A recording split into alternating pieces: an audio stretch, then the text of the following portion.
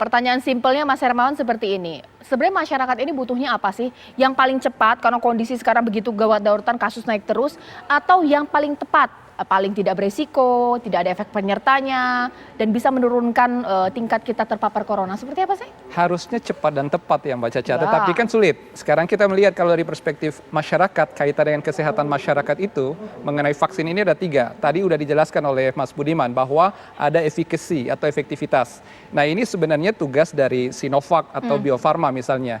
Tetapi yang kedua ini berkaitan dengan proses approval, itu juga mensyaratkan adanya interim analysis report yang itu bisa disimpulkan bagaimana diferensiasi dan bagaimana deviasi dari hasil ini agar proses approval itu bisa dilakukan.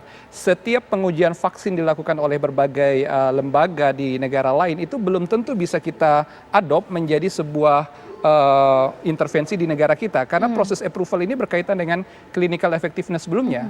Nah ini tahap yang kedua. Tahap yang ketiga itu adalah delivery process.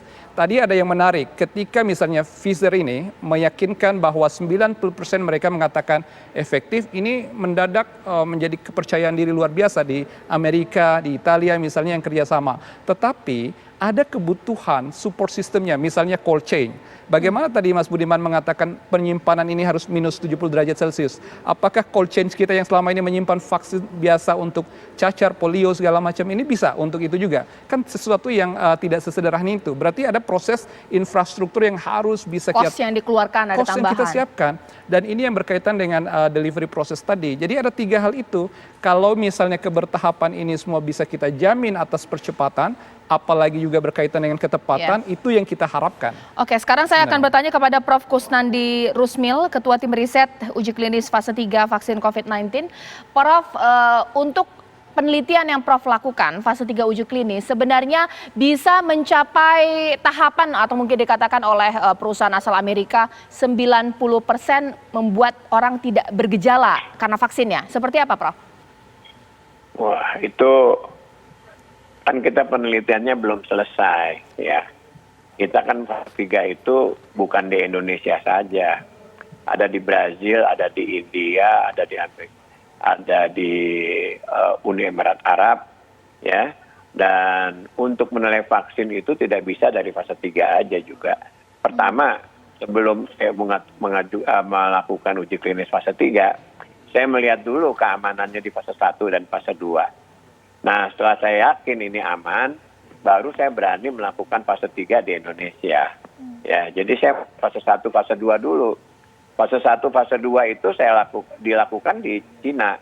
Dan itu bisa dilihat di clinical trial gov dan juga sekarang sudah dikeluarkan WHO bagaimana fase 1 yang vaksin Sinovac ini.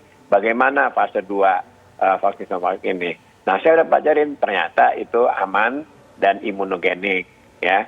Nah, untuk fase 3 di samping untuk keamanan dan imunogenik, kita untuk melihat efikasinya. Efikasinya artinya itu dibandingkan antara yang dapat vaksin dan yang dapat placebo. Berapa orang yang dapat penyakit ini gitu, yang dapat vaksin berapa orang, yang dapat placebo berapa orang, itu yang kita sebut efikasi. Makanya kalau fase 3 itu jumlah subjek penelitiannya itu ribuan. Dan kalau fase 3 itu harus multi-center. Sekali lagi di Indonesia itu salah satu yang melakukan fase 3 di samping dari India, Brazil, kemudian Bangladesh dan Turki itu juga melakukan fase 3. Nah, itu nanti oleh WHO diambil kesimpulannya. Ya. Nah, nanti kalau bagus itu bisa dipergunakan oleh seluruh dunia gitu. Tapi Indonesia yang saya teliti itu nanti yang memantau adalah dari Badan POM dulu. Nanti Badan POM yang ngirim ke WHO begitu. Oke, Bang Arya, kita lepaskanlah tendensi apapun di pikiran kita bahwa ini kondisi pandemi semuanya untuk bangsa. Jikalau saat ini yang dilakukan di Bandung tahap 3 belum mencapai apa yang dilakukan oleh perusahaan asal Amerika. Kemudian perusahaan Amerika sudah mengeluarkan klaim bahwa vaksin mereka itu 90% tanpa gejala. Kalaulah pemerintah Indonesia tidak memberi, masyarakat akan mempertanyakan mengapa? Ini bagaimana, Bang Arya? Ya, ini kan sudah saya bilang. Kemarin kita lirik kiri, lirik kanan. Pak Erick sampai juga ke Inggris gitu ya, melihat AstraZeneca AstraZeneca itu kan Moderna juga. Itu juga berhubungan sama, ada kaitannya sama Pfizer. Nah itu juga orang bertanya-tanya, kok banyak banget yang dilihat gitu ya. Ini ada apa kok banyak gitu. Jadi kita santai aja, tenang aja. Yang pasti pemerintah akan melihat nanti mana yang paling efektif, mana yang paling efisien, dan mana yang paling aman untuk bangsa kita. Oke. Jadi kita senang, sangat senang sekali bahwa memang vaksin corona ini sudah mulai muncul hasilnya dari beberapa penelitian. Artinya sudah mulai uji klinis dan mulai muncul. Yang Pfizer sudah muncul di Amerika nih. Mungkin nggak lama lagi akan muncul yang lain-lain lagi. Kan gitu. Baik. Ya. Yang pasti pemerintah itu penting adalah bahwa ya secepatnya Baik. kemudian untuk memenuhi itu. Ya, baik.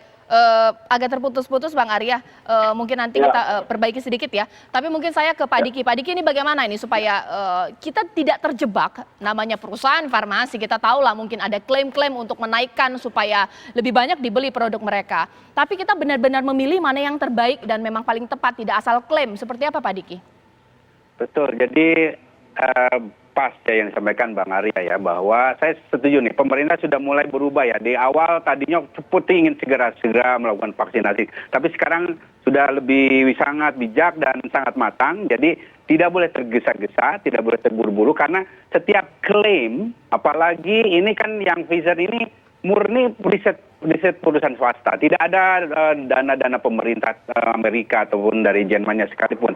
Artinya harus kita sikapi kritis, terutama dilihat ini kan baru press release yang merupakan ya banyak faktor yang dibalik press release ini tentu ya, dan saya tidak akan bahas itu. Tapi yang kita akan lihat nanti adalah penyampaian secara ilmiah di jurnal ilmiah, bahwa bagaimana seperti yang tadi juga disampaikan oleh Prof. Kusnandi, bahwa dari sisi efikasinya, keamanan, dan lain sebagainya. Sehingga kita sekali lagi akan menunggu itu, dan harus diingat, vaksin ini bukan solusi satu-satunya, dan juga bukan solusi ajaib. Dan kita masih punya PR kok dalam hal ini, yang tadi saya sampaikan, 3T, 3M ini untuk menjamin herd immunity ini harus kita lakukan, sehingga kita nggak menunggu itu nggak dalam keadaan yang terpuruk gitu, dalam keadaan pandemi yang terkendali baik. Itu yang harus kita lakukan. Prof. Kusnandi, terakhir, apakah hasil klaim yang dilakukan oleh pihak swasta ini kemudian mengganggu secara kebatinan tim riset bahwa kita masih tahap 3 belum mencapai itu, sementara pihak lain sudah mengklaim lebih dari itu, bagaimana Prof? Ya, saya nggak berpikir itu, dan itu saya tidak terpengaruh oleh karena yang bisa melakukan bukan dari perusahaan itu sendiri, tapi harus dari WHO atau kode kita Badan POM.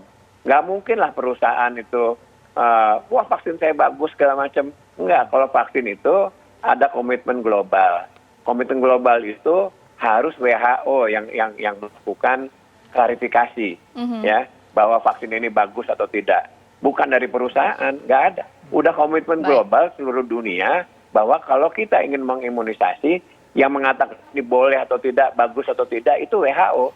Kalau di Indonesia itu Badan POM. Nanti Badan POM yang ngirim ke WHO gitu loh. Jadi itu saya tidak terpengaruh oleh, itu namanya juga orang bisnis, tadi udah dikatakan oleh Pak Arya, ini bisnis kok gitu.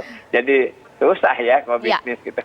Mas Hermawan, ini bagaimana supaya masyarakat tidak termakan isu-isu klaim dari pihak manapun yang mengklaim bahwa versi mereka adalah yang terbaik, tapi juga tetap protokol kesehatan itu yang paling penting. Bagaimana? Ya, memang buat kita masyarakat secara umum itu yang harus kita perhatikan, yang bisa kita lakukan. Masyarakat jangan sampai berharap vaksin itu segala-galanya, karena vaksin itu memang harapan, tapi bukan segala-galanya. Ketika nanti vaksin pun ada, maka kita tinggal menunggu bagaimana pemerintah kita, terutama tadi udah melalui proses review oleh BP POM dan juga secara global oleh WHO, ini yang kita sebut tahapan approval. Nah, tetapi buat masyarakat yang penting sekarang adalah meningkatkan tadi perilaku, kedisiplinan, 3M segala macam itu, kemudian ditambah melalui satu mungkin yang sekarang kita harus melakukan, bagaimana rekayasa teknologi lingkungan. Ini saya pikir penting untuk dilakukan. Yang dimaksud rekayasa teknologi lingkungan itu seperti misalnya kita mengatur sirkulasi udara kita, adanya desinfeksi di udara dan lain-lain, yang ini melengkapi perilaku, melengkapi upaya komunitas. Nah, ini yang harus kita lakukan sebagai individu dan masyarakat. Baik, terakhir Bang Arya, ini untuk kepada masyarakat supaya jelas ini bahwa posisi pemerintah bahwa membeli vaksin tidak ada subjektivitas untuk perusahaan, negara atau siapapun, tapi memilih yang mana yang terbaik. Seperti itu Bang Arya? Ya, yang pasti sekarang ini kita sudah melihat kan, artinya pemerintah sudah melakukan usaha-usaha nih. Kita pergi ke China, kita pergi ke Uni Emirat Arab, kita pergi ke Inggris gitu ya. Artinya memang kita mempersiapkan dan melihat mana yang proses-proses itu terjadi. Jadi nantinya kita harapkan ketika nanti kita akan luncurkan vaksin ini, maka itu semua sudah melalui prosedur yang pas, yang tepat, sehingga semua memang aman untuk bangsa kita. Baik. Baik, terima kasih Bang Arya Sinulinga, terima kasih. Di sini juga Mas Hermawan Saputra dan juga ada Pak Diki Budiman dan Prof. Kusnandi Rusmil.